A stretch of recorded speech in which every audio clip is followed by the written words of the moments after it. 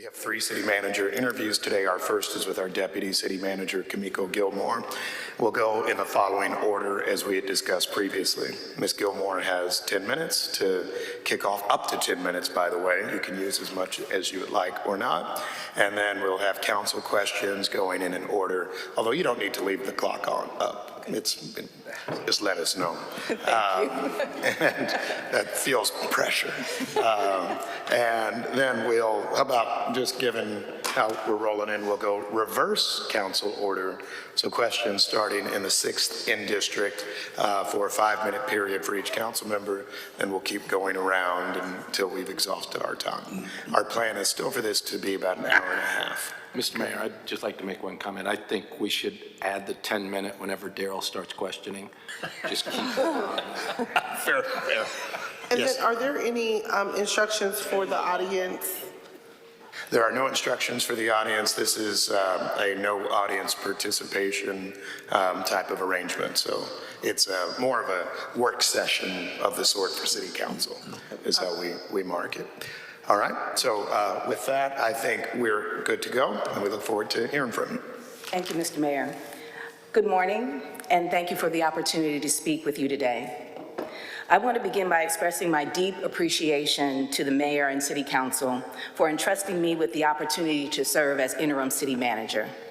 It has been a privilege to step into this role at such a critical time, and I believe wholeheartedly in the promise of Kansas City and the people who call it home. What drives me every day is a simple but powerful belief: government should make people's lives better. And when done right, it can. Our work isn't an abstract. It shows up in whether a child can walk safely to school, whether a senior can stay in their home with dignity, whether a small business can thrive, and whether a neighborhood feels seen and supported. As city manager, I view my job as making sure the goals that you've set as elected officials become real, measurable outcomes for the people of Kansas City. I bring over 2 decades of leadership in public service, and what has sustained me in every role, whether operations, facilities, or community engagement, is a steady commitment to collaboration, accountability, and transparency. I believe in servant leadership. That means listening first, leading with empathy, and making space for others to succeed. It means lifting up the people doing the work, especially those closest to the challenges. And it means staying laser focused on results, not just reports. When I accepted the interim role, I made a commitment to 2 things right away. First, to keep the city running smoothly through transition, and second, to stay focused on the long game, building trust, delivering on the council's vision for a safer, more equitable, more vibrant Kansas City. I'm proud of what we've already accomplished. We've stabilized internal operations, strengthened cross-departmental communication, and made sure key initiatives are continuing to move forward without disruption. But I know this isn't just about holding the fort. This is about what's next. That's why I will launch the Kansas City Conversations Listening Tour, because the best plans come from the ground up. Over my first 100 days, I will be meeting with neighborhood leaders, small business owners, faith communities, and city staff. I will ask questions, take notes, and most importantly, listen. This is important because people want to know that City Hall sees them, values them, and is working for them. Our role at the administrative level is to ensure that happens and to bring a bias for action to every conversation. We have to move faster, partner better, and communicate more clearly with the people we serve. I also want to acknowledge the mayor and the entire city council, not just as a collective body, but as dedicated public servants who bring passion, perspective, and vision to every policy decision. Each of you champions causes that matter deeply to your constituents and to the future of Kansas City. From public safety and affordable housing to infrastructure, sustainability, health equity, labor rights, economic inclusion, and good governance. Your priorities are broad, but they are rooted in a shared goal: building a city where every resident feels safe, supported, and seen. As city manager, my job is to align city operations with your priorities, to bring focus and execution to the policies you advance. I'm committed to making sure your goals translate into real-world outcomes that improve daily life in every zip code. Looking ahead, I believe the next chapter for Kansas City will be defined with three things. First, execution. We must get back to the basics and get that right. And that means better project delivery, tighter performance management, and a culture of doing what we say we will do. Second, engagement. We must rebuild trust with the residents by being transparent, responsive, and present in every part of the city. Third is equity. We must make sure the benefits of growth reach every zip code. That includes how we invest in infrastructure, deliver services, and define success. I'm not here to manage decline.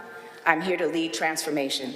I believe we can be a national model for what an innovative, compassionate, and high-performing city government looks like. And I believe that starts with alignment from this body to our workforce to the residents we serve. In closing, let me say I don't take this moment for granted. I've spent my career preparing for this opportunity, not just in title, but in temperament. I know what it means to lead through complexity, to build coalitions, and to stay grounded in purpose. Kansas City is ready for its next chapter, and if chosen to serve as city manager, I will bring everything I have to help write it, with clarity, courage, and commitment to the people who are counting on us to get it right. Thank you. Thank you, Deputy City Manager Gilmore. And Mr. Rice, I'll just ask you on our question time, if you have a little audible thing that goes off, that's the most that we need in terms of notice. Councilman Duncan. Thank you, Mr. Mayor, and thank you, Ms. Gilmore, for your presentation, for being here. I don't envy you. We can't hear you. Thank you. Thank you, Mr. Mayor, and thank you, Ms. Gilmore, for being here. I don't envy you. I've never had an interview so public, so thank you for taking the step up to do that.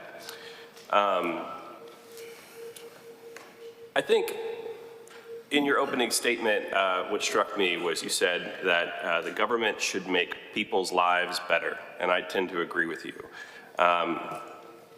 As city manager, who do you believe your clients are, and who do you plan to serve? Thank you, Councilman Duncan. Very good question. My clients, who I'm trying to serve, is threefold. One are the residents of Kansas City. That's why we're all here, to serve them and to make sure that the services that we provide with their tax dollars make it to them and that they are done with excellence. Second, I serve you all. I have 13 bosses.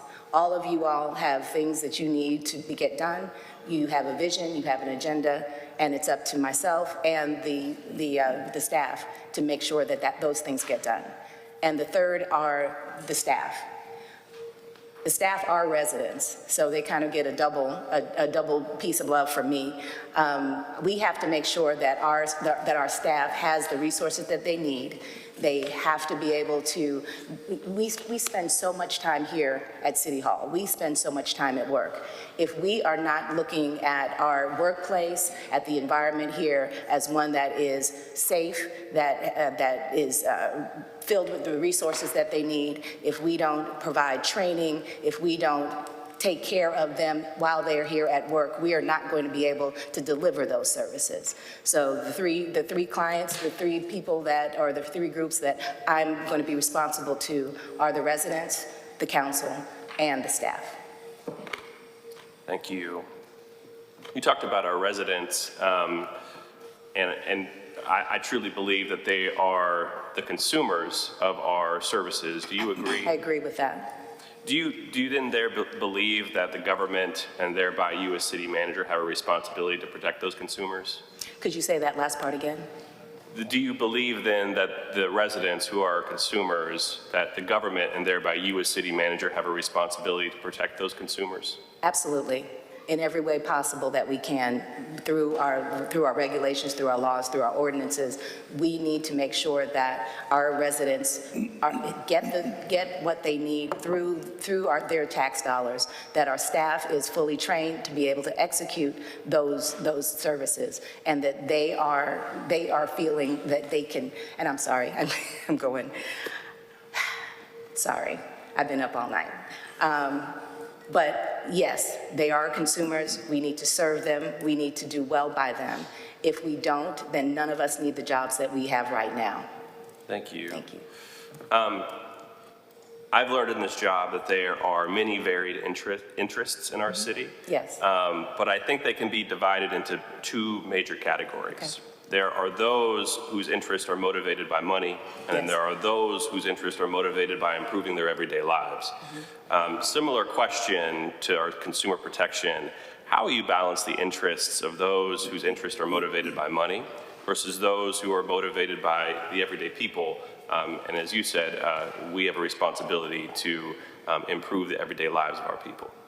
Exactly. I think those that are motivated by money need to be listened to as all other residents here, but they cannot drive every conversation. We need to be able to come to sit down with them, understand where they're coming from, what their businesses are, what their goals and dreams are, and we need to be able to put that out in the forefront, talk to them, understand it, but they cannot be the only people that they can't be the only squeaky wheel. They really can't. For other folks that don't have the money, that are not well connected or engaged in City Hall, those are the people that make me want to get up every day, because they don't know who you are, who I am, who the mayor is. They have no idea where City Hall is, what departments are here and what we do. But even though they don't have that knowledge, they are still our responsibility. And we need to make sure that no matter who they are, whether it is a businessman or a woman, or if it's someone that will never darken the doors of City Hall, we have to make sure that they are treated the same, no matter what. Of course, they have different issues, they have different concerns, and we need to be able to hear all of those, but we cannot differentiate between someone with means and someone without. Thank you. Would you define yourself as a principled person? Principled person? Absolutely. What would those principles be, and how will they define how you lead this city as city manager? Fairness, trust, transparency, collaboration. Those are my values. That's what I approach every situation with. If you do not have trust of the people that are around you, that are working for and with you, then no matter what you accomplish, it's probably not all that it could be, because someone is holding back. If they don't trust what you say, if they don't trust what you do, if they're feeling unwilling, then they will be unwilling to do the things that we need to do. And I really want to make sure that not only in my office that there's trust and collaboration, but that all of the department directors and all of their direct reports and so on and so forth, that they are also moving with trust in everything that they do. All right, should be it. Thank you, Councilman. Councilwoman Boo. Thank you. Right. Thank you for being here, and thank you for your service the last few weeks. Thank you. To the city and to the people of Kansas City.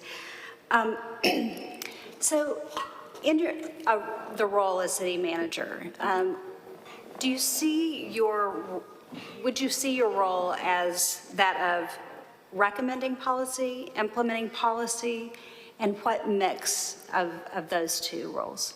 Thank you, Councilwoman. I believe that as city manager, you do have to recommend policy. We have to be able to give you all of the information that you need, use our professional expertise to get you the data that is going to support your decision-making. Implementation, that I do feel like I will be an implementer as well. After you make your decision and you put your stamp of approval on it as a city council, then it is up to us to implement those policies, those procedures, those regulations. And what was the last part of your question? What percentage do you think the role is of implementing and recommending policy?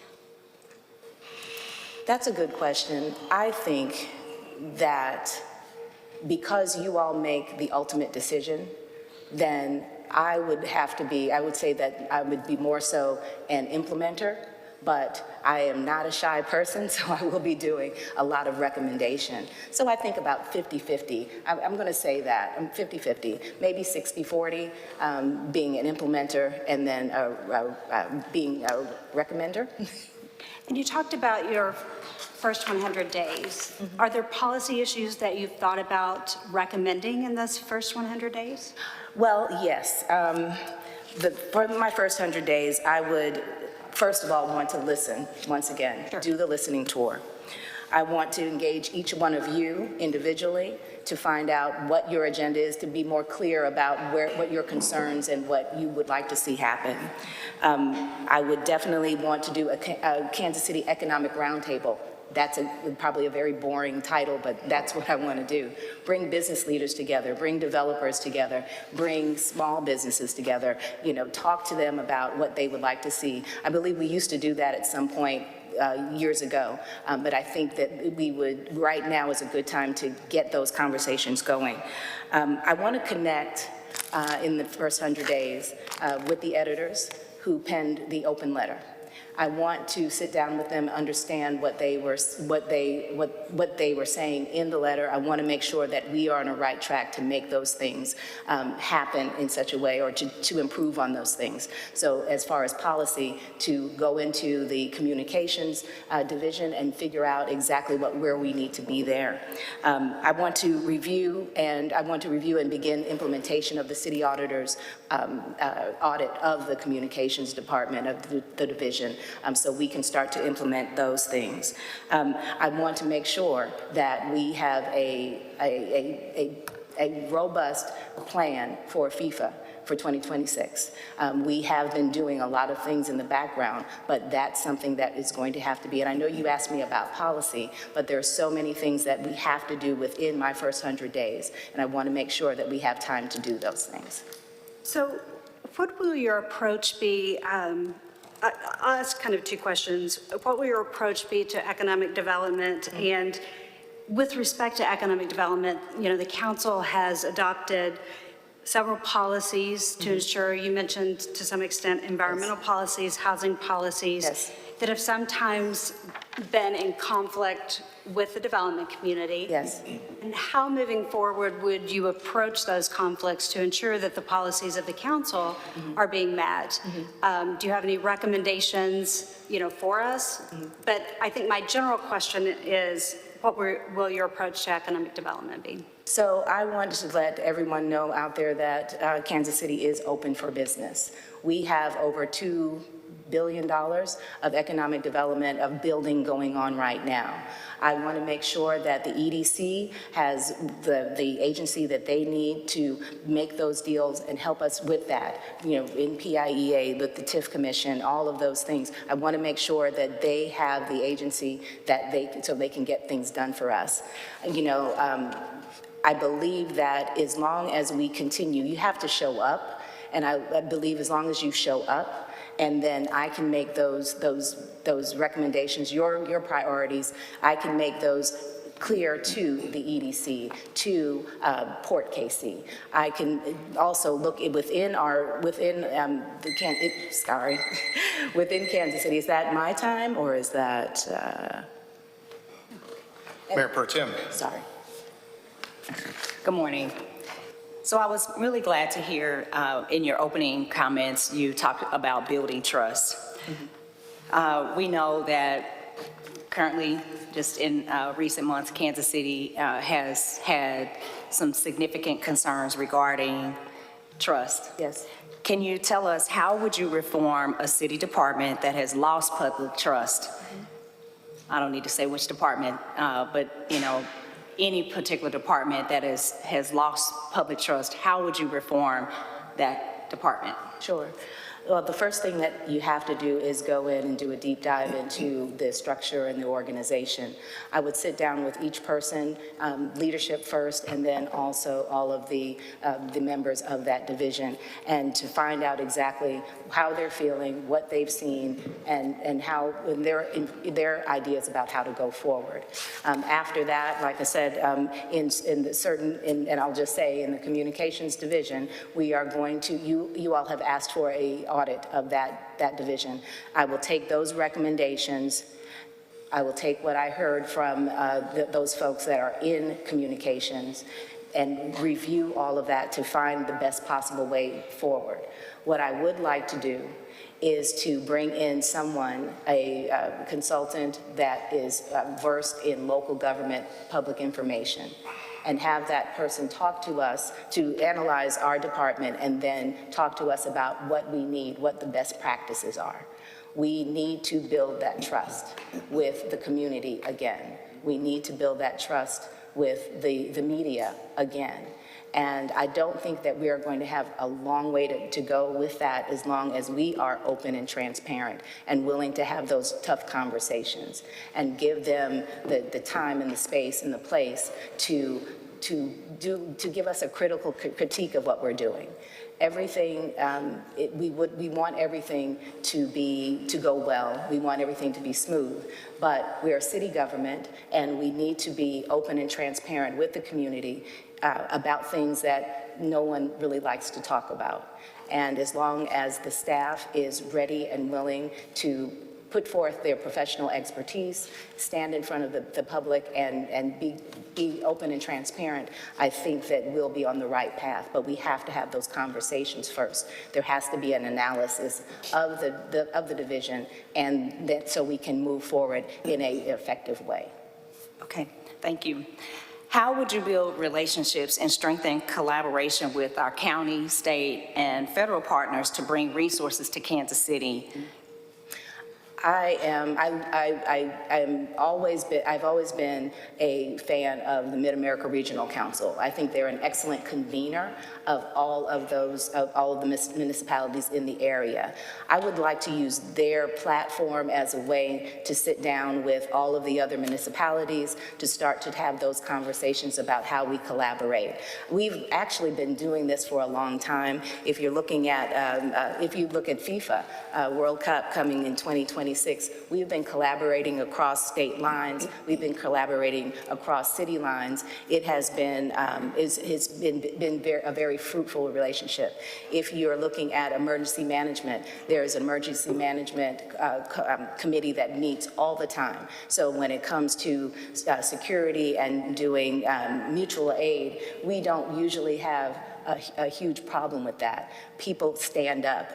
Communities stand up, and we can all come together on that. So one thing is using the Mid-America Regional Council as a way to convene. Because they convene, that's a captured audience. We'll be able to work with them.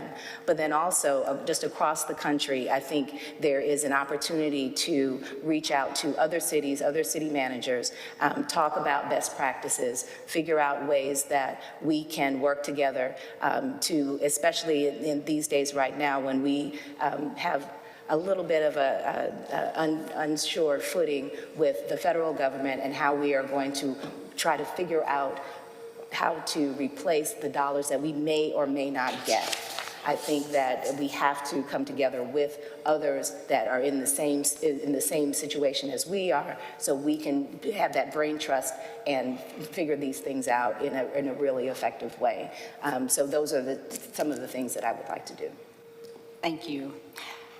Kansas City has dealt with crises ranging from gun violence to pandemic to housing instability. And I don't recall if you were here back in the last recession back in 2008 or not, but yes. Can you talk about how you would lead the city through complex, overlapping challenges like these? Can I go ahead and? So yes, I was here back in 2008, 2009 with the recession. I was not right here during the first of the pandemic. I was just over at UMKC and then did come over to the city, back to the city in 2021. There has been a lot of major events that have happened to the city of Kansas City. But if you've noticed, even though that they were challenging, we have done such a great job as far as diversifying our financial position that even though we might have had maybe some layoffs, we may have done furloughs, we still were able to deliver services at a high level. When tragedy comes, when challenges come, it's going to be up to the city manager to step forward and to be that leader, maybe to be that comforter. I'm thinking right now about the situation, the tragic loss of Graham Hoffman, paramedic with KC Fire. And I don't even want to say the opportunity, I had the honor of sitting and standing and hugging and crying with firefighters and paramedics at 3 o'clock in the morning, all the way until the next day. I've taken calls, I have talked to firefighters, I have talked to just random citizens who needed someone to say it was going to be okay. And that's my job to do. So in any tragedy, in any challenge, I will be the first one to run towards the fire and not run away from it. And I would lead the staff in a way that makes them feel confident that they can continue on their journey and do their job so that we can still deliver services. Thank you. Councilman Curls.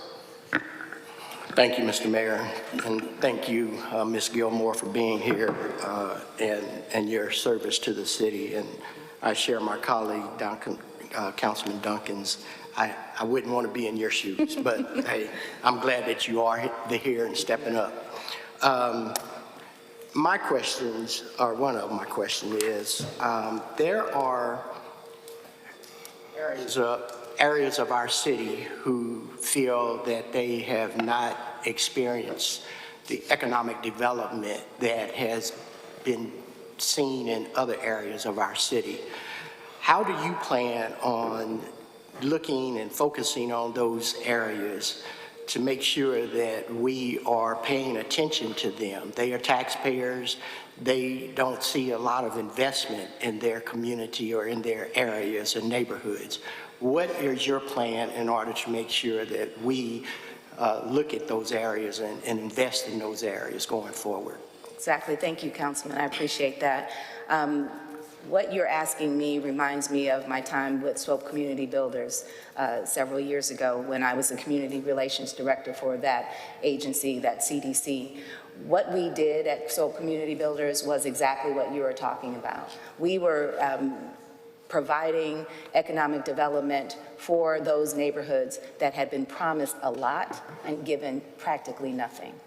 So part of my job was to make sure that the neighborhoods had buy-in to any of the investment that we were making.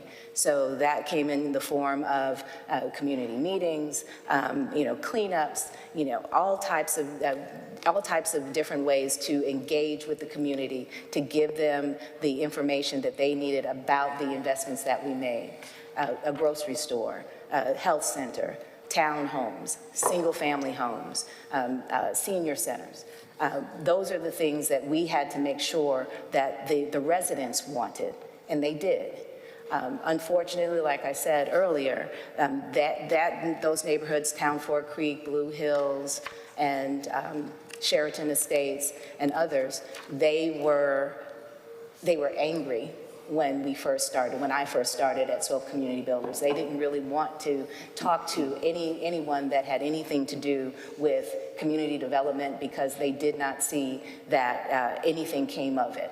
And so it was a challenging job, but it was a fascinating job, and it was very fulfilling because if you talk to Becky Forrest, who was the president of Town Fork Creek at the time, she was very, very critical, but in a very sweet way. She had a way of talking with us, and by the end of it, she felt that she had a voice in not just what we thought they should have, but what she thought they should have. So there has been a lot of development. Swope Community Builders, now Community Builders, is doing a lot in those areas right now, but it's hard. When we were doing the grocery store, the late Chuck Gatson was very, very adamant about this grocery store. But we had grocers that did not want us to have a grocery store.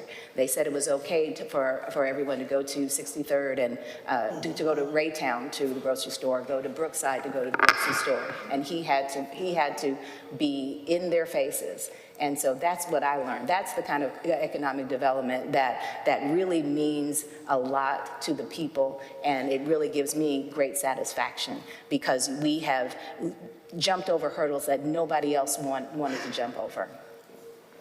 I appreciate that. And I just want to make sure that we look past 63rd Street and Gregory Boulevard because there's more areas south of those areas. A lot of people don't know that they exist, seem like. But I don't want to get on my soapbox right now.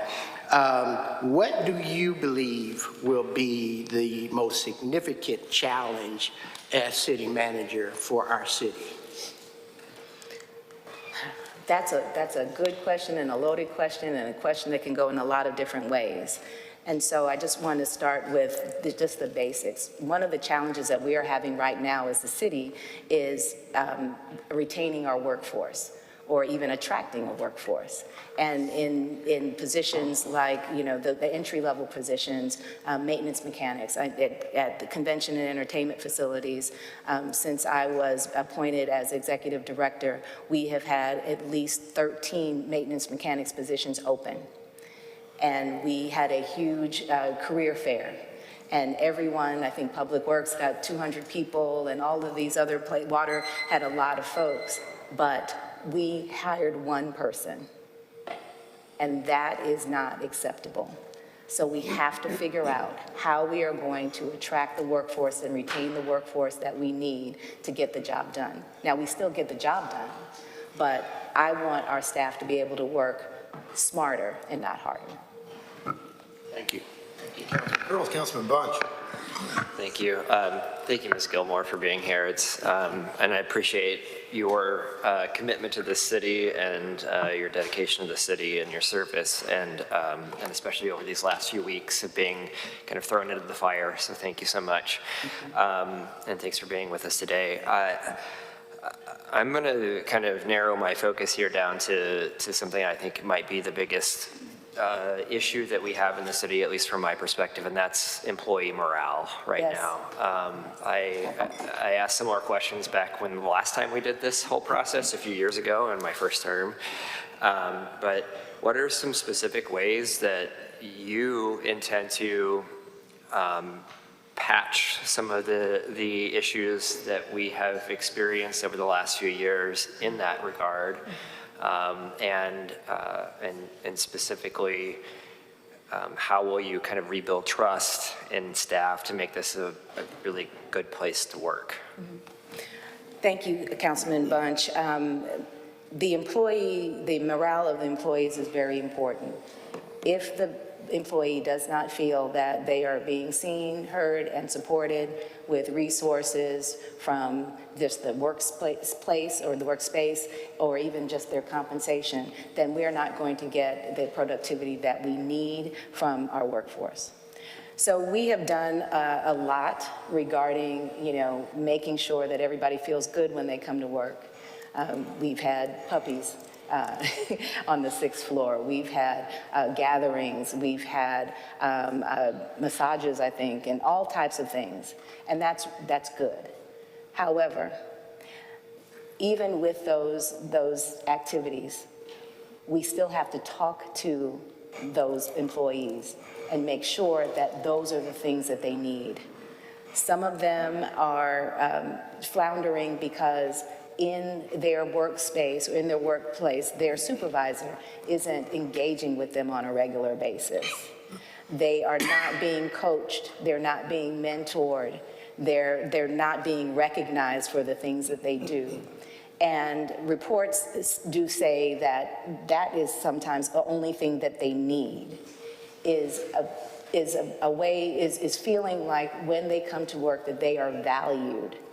And so one of the things that I want to do as city manager is to make sure that my direct reports, that the directors, and that the directors' direct reports, and so on and so forth, that they are meeting with a regular basis with their team, with the people that report to them, and that they're not just exacting punishment, but they are working on what they want to do. One of the things I do when I have a new team is to meet with each one of them and ask them a simple question: what do you see yourself doing in 5 years? It seems simple.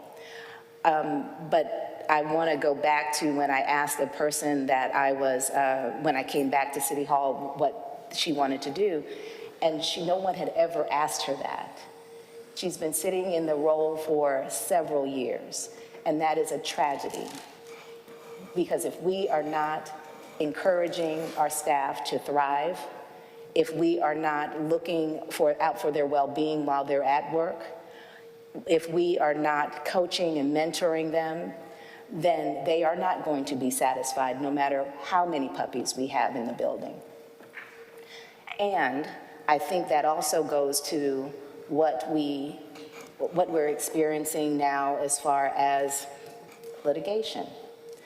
If a director or a manager does not engage with their employees on a regular basis, if they don't see them, if they're not working on a plan for them to go forward, not just in the organization, but in their professional lives, then you have a lot of disgruntled employees.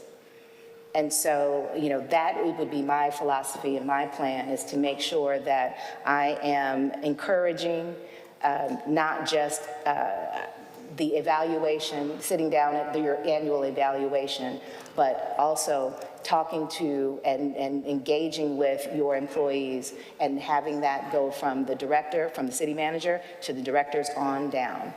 That is the way that I think, will be able to retain employees, because they're going to wake up and feel like they want to go to work because they are in a team that they trust, that they feel needed, and that they are being recognized for the good work that they're doing.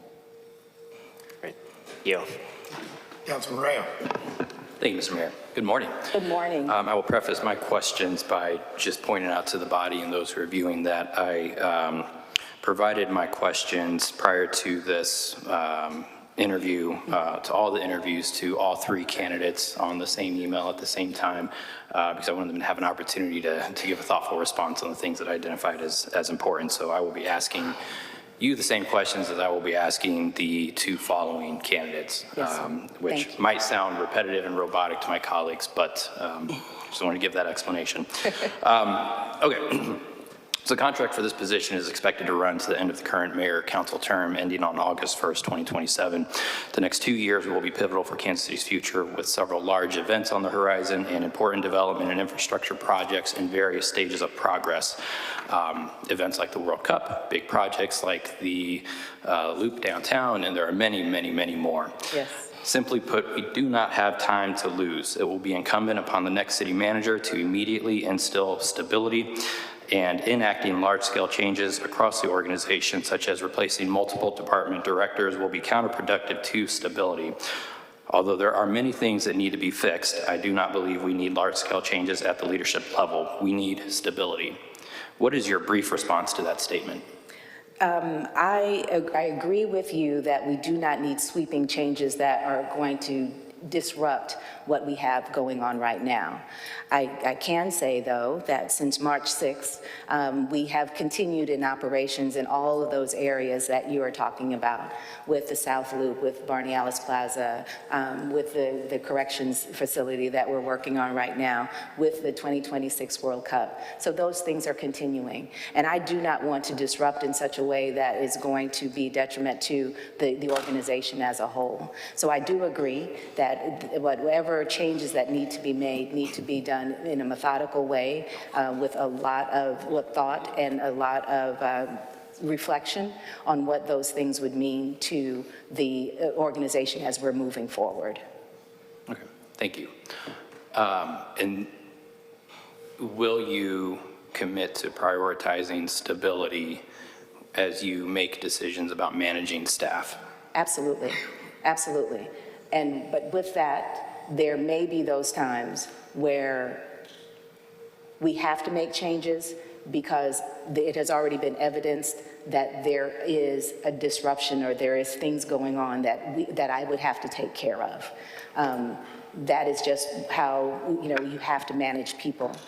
Yes, I do understand that we don't want to cause disruption in a way that we would lose footing, but if there are issues that need to be addressed immediately, I am ready and willing to do that as well. Thank you. Every year, thousands of residents express the importance of the basics by participating in the the resident satisfaction survey, basics being basic city services and infrastructure. I believe that we have underutilized that tool over the last couple of years. How will you improve the delivery of basic city services, and what tools will you use to improve citizen satisfaction? Councilman, I agree that we have not been using the resident survey or the employee survey in a way that is robust and that would help us to change or improve or add on to city services. I would like to go back to a time where a city manager would meet with the data KC who exacts that survey with the department directors and the pertinent members of their team and go over those stats, not just once a year after the survey, but go through those every month. We used to do that in a City stat. in city stat, thank you. And I think that even though sometimes it was very long and excruciating sometimes because there was a lot of data out there, 311 does a great job, and because of that, we have a lot of information to sift through. But one thing that I did enjoy about that is that we had clear data to make good decisions and not just based on a rumor or pie in the sky. It was something that we could exact an action and get some really good things, get good things happening in the neighborhoods. It was potholes, trash pickup, different things, permits, all types of things that we went through during those times with the manager, with the mayor, and with the city staff at the time. Thank you. This is a question that I think is an issue that is somewhat personal to me, and I'll leave it on that cliffhanger, unless you can allow me to ask the question. Well, we'll come back around, all right, if there's some time. I wouldn't be the first one you've let speak past that ringing. I understand. We'll just try to make sure we keep going. She was almost at the end of her question. Is this a quick question? I think it would be a quick question. Okay. Yes. I grew up in a neighborhood on the east side that continues to experience high levels of crime, disinvestment, blight, and generational poverty. Councilman Curls touched on this question in terms of economic development in those types of neighborhoods, and you gave an example of some of your prior work. Right. Moving forward, what specific and bold ideas do you have to improve the quality of life for folks in those types of neighborhoods? Again, we're going to start with listening to those neighborhoods. We're going to get in there and do some really have some hard conversations about what's needed. Then internally, I would definitely put all of the departments together to start to look at what those neighborhoods are wanting and make sure that we are doing those things in the expeditious way. One of the things that I've noticed that is happening, there is a neighborhood that I met with not too long ago, and then a good couple that I know on the west side, and they talked about the area plan or the neighborhood plan that they had, and about the density issues that are going on there. I am a density nerd. I love density. However, I feel like you have to make it appropriate for that neighborhood or that area. Back several years ago, their neighborhood plan called for a certain density rate, but another organization has come in and they're trying to exact a more intense density. That shouldn't happen. If you have a neighborhood plan, if you have an area plan, that should be the Bible for that neighborhood. And even though, like I said, I love density, I think that needs to happen. But if it is not appropriate to the area and the neighborhoods do not want it, we need to be able to listen to them and make sure that we are following the plan that we helped to create.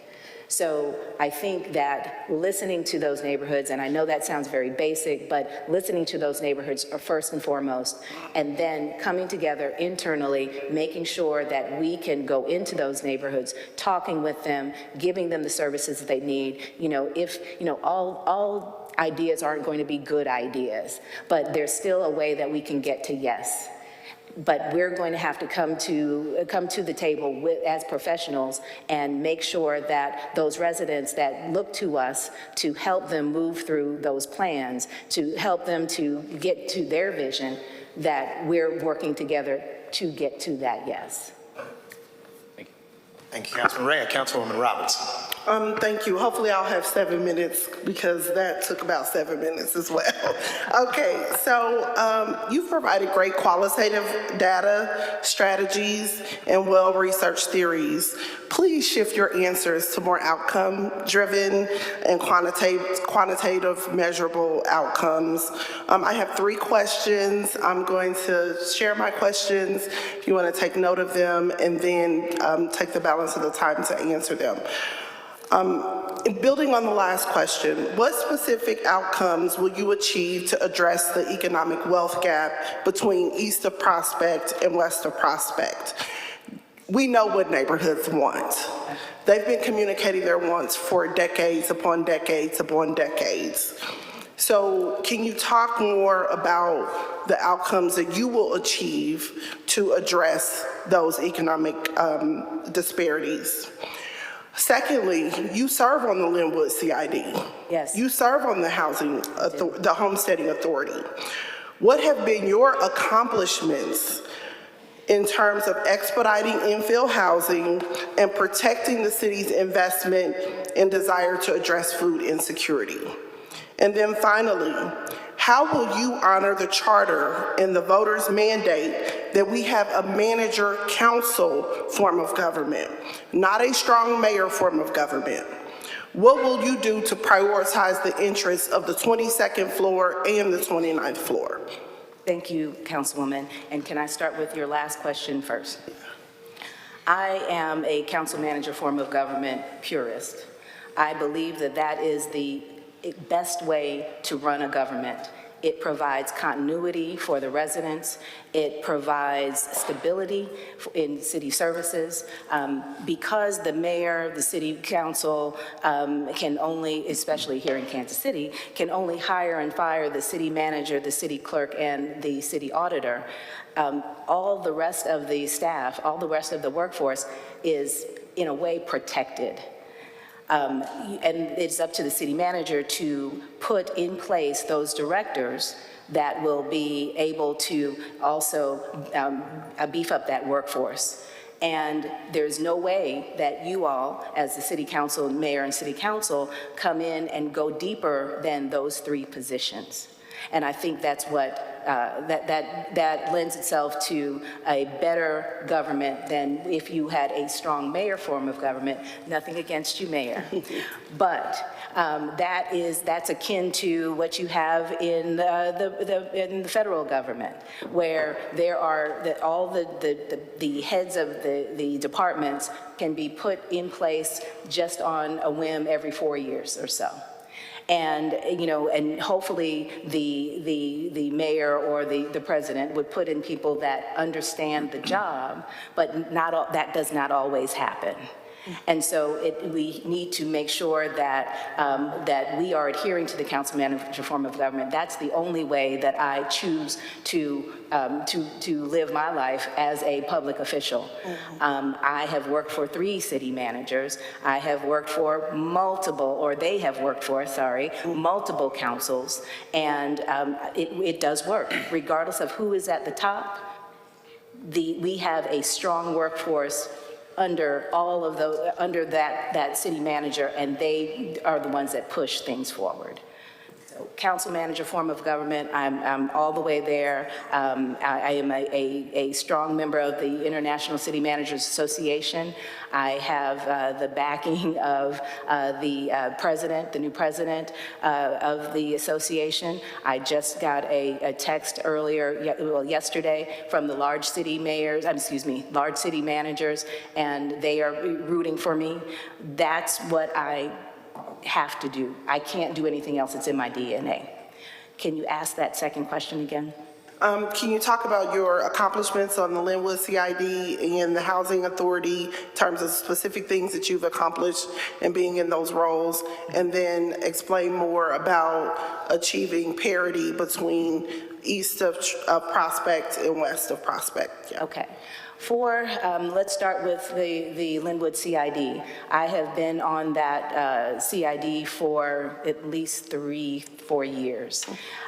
During that time, it's been a challenge to find a path forward as far as the security for the building, for the grocery store and for that area. I realize that there is a convergence of a lot of different situations. One being there is a bus stop there at Linwood and 31st Street that where people gather. And a lot of them have issues, and at some point they go into the grocery store. So that's been a challenge. I think as the board, we have been trying to work with the grocery store owner and with the others that are involved in the shopping center, and we have a way to go. Right now, we are doing that as far as, well, you all have approved some dollars to go to the grocery store. I think that was a big win. I think that, but there needs to be more done. I do not know what the solution is, because if you go a mile down the road where I think it was Aldi's, they're not having those issues. Or if you go to the Sunfresh on Blue Parkway, they're not having those issues. And so we need to figure out what that is. And I do not know exactly what that is, but I'm open to whatever we need to do. It is an urgent situation. We cannot lose that grocery store. We do not need to create a food desert there. It is just not going to serve the community at all. With the Homesteading Authority, I'm sorry, Please. Okay. With the Homesteading Authority, I served on the Homesteading Authority back during, before I left the City Hall, and then now here. I think we have done a phenomenal job in taking these vacant lots that nobody wants and getting them back into the community. It takes some time with the developers because a lot of them are local folks. They are they might be neighbors. They might just want to extend their property, but we have gotten those out the door. It's slow. I feel like we have had about 400 properties that we need to deal with all the time because they come off of the county steps, and then we get those, and it continues over and over and over again. We have to figure out how we can support residents in the early stages when they're having issues as far as, keeping up their properties. If they're having, if they don't have the wherewithal or the dollars to maintain their homes, and then they lose their homes. We also have to look at the predatory lenders, the bad actors, those out-of-state investors that come into our community and they see an opportunity, but then that leaves us with holes in our neighborhoods. We have to figure this out. It is going to be an ongoing problem. I would love to expand the Homesteading Authority and Land Bank staffs so that they can get out there and do more of the day-to-day work as far as monitoring those properties that we do put out in the neighborhoods that are, we do hand over to good property owners. But we can't do that with the staff that we have, so we need to beef up that staff so we can be more immediate with monitoring and with getting those properties back onto the tax rolls. Councilwoman Patterson-Hassan. Thank you. My colleagues, great minds think alike, because all of my questions are taken. So I had to come up. I had to come up with a new one. So as you know, I've been on council, just 2 years. Yes. And one of the things that I've learned is that oftentimes in the positions that we're in, people don't really know you. Yeah. And so they have to make assumptions about who you are and what drives your behaviors, what drives your motivations. And I know you read the news, and hopefully you don't read the blogs, but if you do, you've probably had things forwarded to you, as I have. Yes. About myself, about whoever. So my question is, in such a public job and being a high achiever like myself, how do you handle, the question is, how should people judge your character and your qualifications? What do you think is appropriate to assess your ability to do this job and the outcomes that you've been able to bring to the table so far? And that's my only question. That's a very good question, Councilwoman, and one that we were talking about not too long ago with a friend of mine. It is a very public job. Just in this last, since March 6th, there have been all kinds of matter of things about me on the blogs and things. I do not read those. I do not read the comments. But what I think that people can take away when they meet me, I am open to everyone. I engage people. I want them to be seen. I want them to know that they have value. I think that, I will not lie to you. I am going to be trustworthy. And people are going to say what they're going to say. And I have no business getting in someone's head about what they feel about me. What I need to do is make sure that I can stand and I can look in the mirror every morning and like what I see coming back at me. I want to be able to take actions within the city government that make people feel that they are supported, whether it's delivery of services, whether it's taking care of our workforce. I want them to understand that they can come to me. I have an open door policy. I'm an open book. I am an open book, but I am not going to get caught up in in things that are being said in the media, good or bad. If they're good, great, that makes my day and I can move on. But if they're bad, I still have to do my job, no matter what. And if there are things out there that are critical of me, that's fine. That it can also be a learning opportunity for myself. I am not going to be one to try to exact punishment on someone that says something about me that may not be true or that I don't like. It's a waste of my time, and that's not what the citizens paid me for. So I hope that answers your question. Thank you, Councilwoman Patterson-Hasley. Councilwoman French.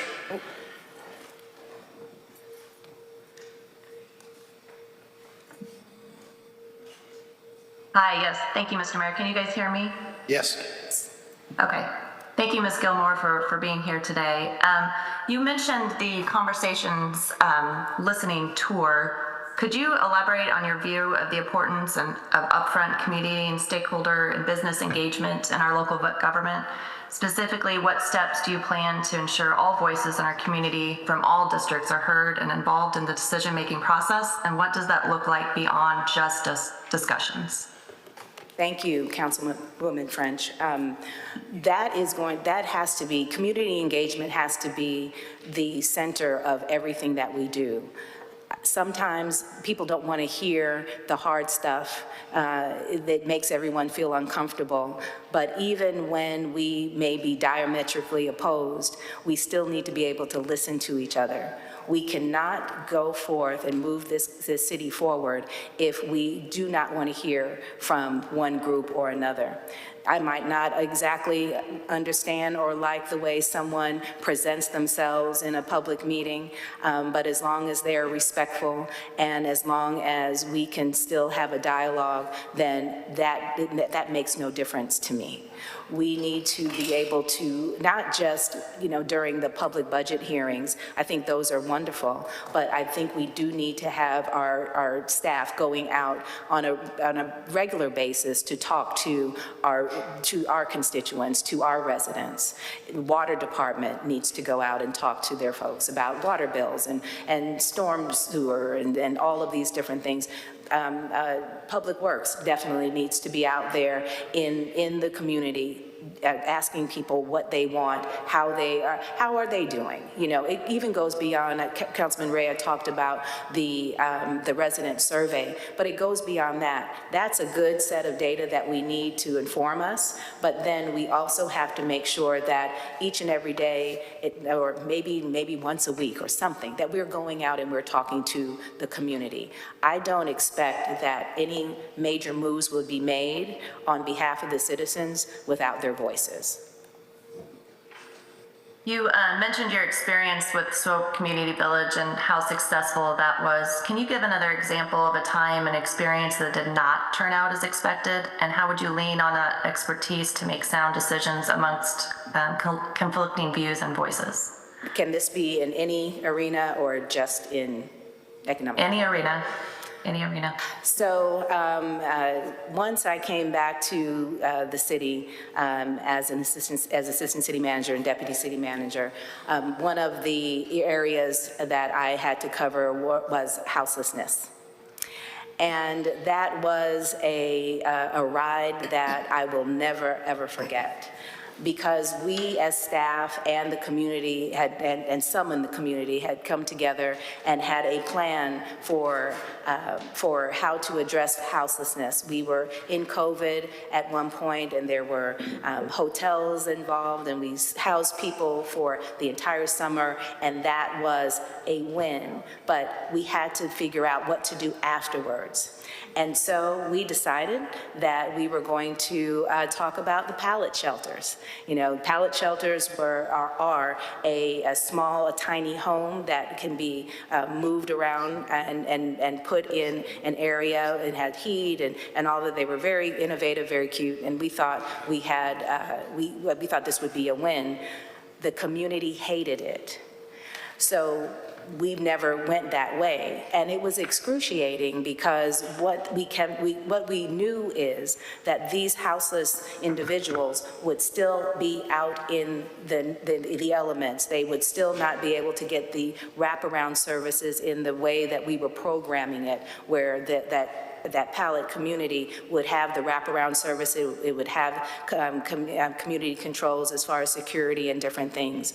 So, you know, we are still dealing with the houselessness issue now. I think the low barrier shelter is a great way to go, but we have so much more to do there. And so that's one of the issues, one of the topics that I've always regretted not getting more traction with. And hopefully we can come to some kind of resolution in the future that is going to be more impactful for the houseless than what we are doing right now. You do mention having something a plan in place for being more impactful for the houseless and having that plan for the future. Can you expand upon that? Well, we know exactly what to do. We have, as Councilman Robinson just said, we've studied all of this. We understand what we need to do for the houseless. But what we are lacking right now is the political will to do it. And so I need to be able, the staff needs to be able to persuade our governing body that this is something that we need to go forth boldly and get done. And so I think anytime we're talking about something that staff with their professional mind understands and knows the best practice, or just has vetted the programming and things that need to be done, and we don't have the political will based on a myriad of things, we still need to be tenacious, and we still need to be in your faces saying, Councilwoman, we need to do this and figure out a way that we can help and support you all as you are doing your job for your constituents. We have to figure out a way to get past, I'm going back to the houselessness piece, we have to get to a place where we can fully support these individuals. It is a problem not just in Kansas City, but throughout the country. Everywhere that I go, there are more houseless folks on the streets and suffering. We need to figure this out, not as just as a city, but as a country. And that's something that I really think, we need to, as staff, be able to talk with you all and make sure that you understand the consequences of the actions when we don't act, when we have inaction in this realm and others. But once again, I think I have a little bit of PTSD from the houselessness situation that I had to go through, because I know that there's a man or a woman on the other end of that is still out there and that's still suffering. Yes. Thank you, Councilwoman French. Councilman Rogers, yesterday the Royals had a new pitcher from St. Joseph who pitched 6 scoreless innings. I think Councilman Rogers is so excited, and he messaged me last night, nobody gets the job done for Kansas City like a Northlander, so I'll just transition to Councilman Willett. Thank you, Mr. Mayor. Thank you, Ms. Gilmore, for being here today and putting yourself forward. Question I have is, tell us about a time when you had to make a hard decision with strong stakeholders on opposite or competing sides of an issue. How long do you have? There's a lot of them.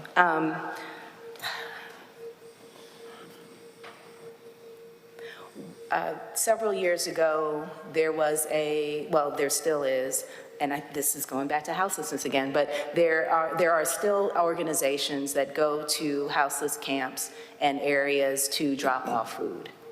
And at the time, there was a concern in the health department that they were getting food that could possibly be tainted and maybe causing some illnesses. I believe that Nasa Jahari had reported that they had been seeing, food poisoning, things like that, in the hospitals, and this was a big deal at the time.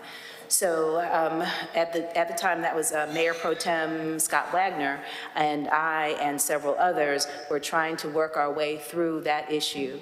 We met with all of the agencies. We talked to, Downtown Council was fully involved, and there were others that were involved in trying to figure out how we were going to address that issue. And what the solution was an ordinance that dealt with how food was labeled for the houseless, for the organizations that were providing those meals. And it was very simple. You would have to maybe put a little red sticker or something so the health department would understand if there was an outbreak of some type of sickness, who gave that food to those particular folks out on the street. We had everything ready. The community engagement had been robust and very collaborative. And then at the last moment in this chamber, one of our very prominent community leaders, and I won't mention her name, but she is amazing, and I just respect and adore her, but she, at the last minute, changed her vote. And went to the council people that were in her area, and it died. And so it wasn't like an in-your-face, we're in opposition of you, but it was impactful it was negatively impactful because now we still don't have a way to make sure that we understand the source of food that goes out to the folks that are living under bridges and such. We persevered, and I think, we're okay, but it could be better, and that was something that we did not anticipate at all. Thank you. Other question I have is, you talked about your principles. Tell us about a time you demonstrated your principle of fairness in your leadership. Say that one more time, I couldn't hear you. Describe a time that you demonstrated your principle of fairness in a leadership decision you've made.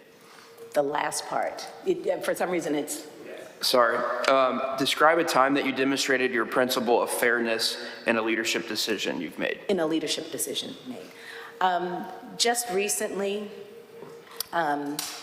recently at convention and entertainment facilities, we had a personnel issue that no one really wanted to deal with. There was an incident where there was alcohol that was stolen by some of our staff. And unfortunately, these staff persons are phenomenal on their day-to-day. And it was very difficult to have to investigate the situation because we all knew what it was going to turn out to be. And when the situation was brought to my attention and the investigation was done, my team came to me and asked me what I wanted to do, because once again, these staff people are great and we needed them. But because it was such an egregious action that they took over many, many months, regardless of how excellent they came to work, we had to make the decision to terminate them. And when you're dealing with events and you're dealing with people that have high levels of need, it can be very disruptive to have someone that was on the team away, we had to remove them from the team. So it was hard, but it was fair, because if I did not make the decision that I made, that might have been a signal to others that these things were okay, and that could never be. Thank you. Thank you, Councilman Willett. The Dean, Councilman O'Neill. Well, thank you. This has been grueling for you. It's hard to come up with new questions. Everybody's asked some very pertinent questions and great answers. I think I have just a couple that I think are more economic development oriented. I come from the 1st District, obviously, yes, and we've had a robust development drive up there for the last several years, and it's driven a lot of growth in the Northland. 4th District, I think, is actually the #1 growth in the city.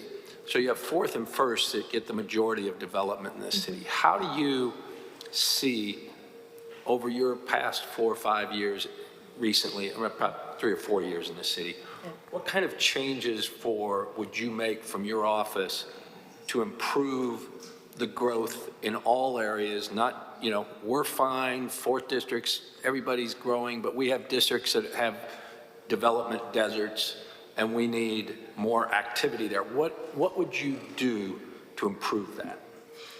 Thank you, Councilman O'Neill. I was just in the Northland yesterday talking to a group of developers and looking around at where we were around KCI area, and knowing and thinking about the development that has gone on there.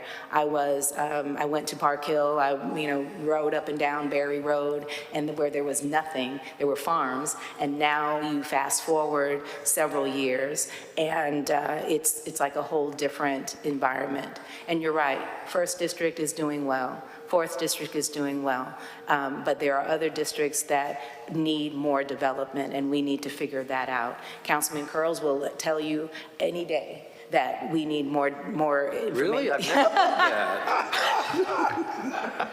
That we need more development in the 5th District. The councilwomen from the 3rd District will tell you the same thing. I think that part of what we need to do is make sure that internally that our city can work with developers in a way that is seamless and efficient. I know we've been going through a lot of changes in this area. This is nothing new. I believe when Bob Langenkamp was the city planning director that there were some concerns and some discussions about how to make development more equitable around the city. And so we're going to have to, this is going to be a continuous evolution of what we're doing. I want to be able to talk with those that do want to create housing, do want to create office space, do want to create retail around the city, and even those that are outside of the city, and start to let them know that we have other areas, not just in the 1st and the 4th district, but all around the city that are ripe for development. Developers, what they want to do is create. They wanted to build. They want to dig holes and make things happen. But they also want to do it in places where they can, where the process isn't onerous. And according to the gentleman that I was meeting with just last night, Kansas City has an onerous process. When we talk about affordable housing, we talk about affordable housing in Kansas as opposed to Missouri. There's a lot of affordable housing going on, very robust development in different cities there, but right across the state line, we don't have as much. And we have a goal of increasing our affordable housing. So I want to talk to those developers and ask them, figure out ways that we can mirror maybe some of the processes that happen in other cities where the development seems to be just more robust. I know that and when you're talking about affordable housing, and it's not just affordable housing, but when you're talking about affordable housing, there's always a gap there that needs to be filled in some kind of way, and that becomes the stopgap for a lot of developers because, they can't make it work. The bottom line doesn't make sense.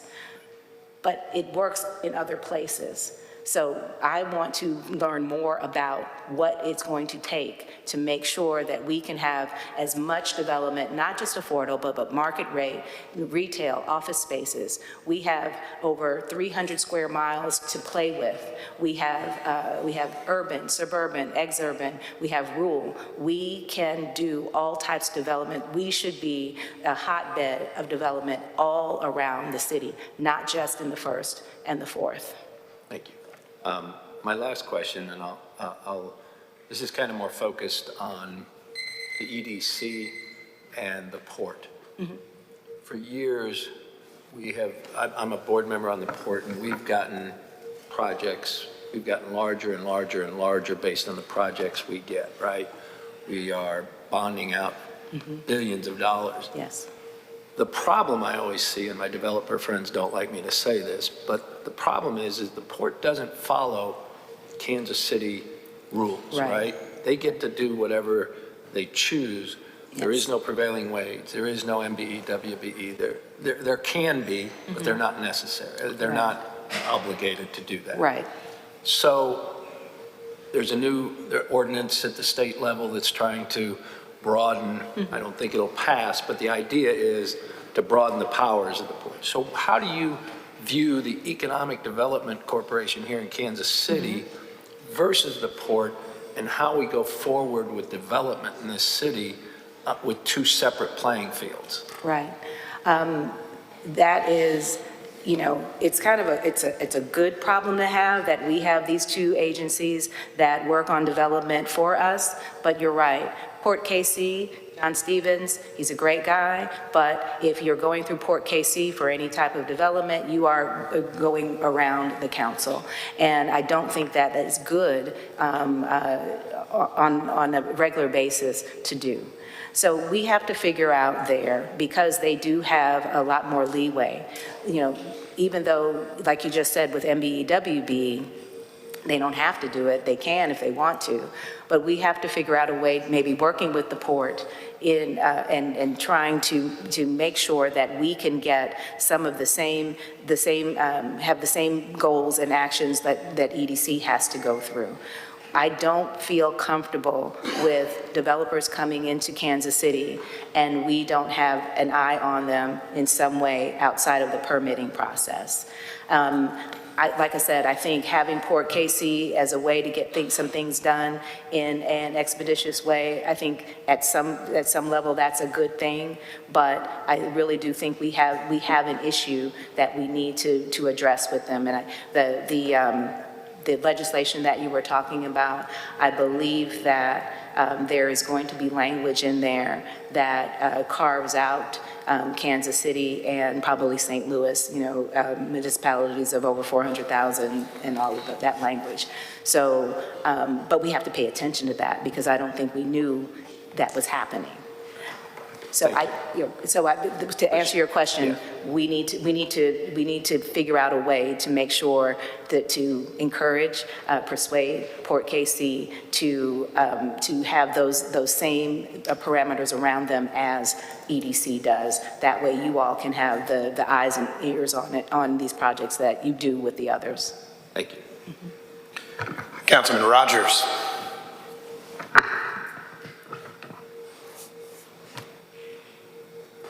Councilman Rogers. All right, I'll ask. I'm here. Okay, sorry. Go ahead. Go ahead. What's that? You can ask some questions if you want. No, I've been listening. It's been a great dialogue, but I don't have anything to add. Okay, thank you. Just a few questions for you, and I'll try to be quick too. We almost hit the time. The first one that I have is, how do you measure public comment and engagement in directing staff? I understand you said you want to listen to public comment, but I think of an issue, and I'll use the herbivore farm composting issue. We received a lot of public comment, different types of public comment, but is it just sheer volume that should impact the choices that you make? Is it something different? How do you value that type of public comment? I think in the case of herbivore and others like that, where you're getting volumes of emails, text, and what have you, that there has to be a deliberate plan of reviewing those, figuring out what they're talking about, make those hash marks and figure out what is going on there. So it's not just a bunch of paper that you're getting, it's not just a bunch of text, but then you understand where they're coming from and what their concerns are. I know you all get so much, especially in this day and age. There's, everybody can send an email, everybody can text you, everybody can get on social media. So there has to be a way that we can monitor all of those things. I think that's something that the city manager's office, but through the communications division and maybe others, maybe we can put those persons in place to do those scans so we understand what is out there, and then give you all a summary of what that is. So you're on top of things without having to spend time doing it yourself, or just getting overwhelmed by the number of texts and emails and calls that you're getting. I know that. And let me ask a follow-up, just because I'm going to be stringent on my own time. Okay. How do you balance different groups? I believe you just mentioned, for example, meeting with a Northland development group. There are 190,000 other people in the Northland who have voices. Right. Perhaps you've met with groups in other parts of the city.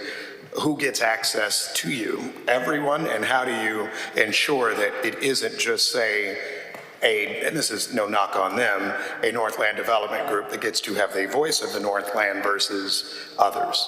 So that's very important. I think that it will take the team that I have around me to make sure that we are listening to those and to engaging with those, and I hate to even say a priority, because it depends on what the issue is, whether or not this group gets in a day as opposed to another that gets in 3 weeks. But the group, the people around me are going to understand the priorities of the council right now, the priorities that I have right now.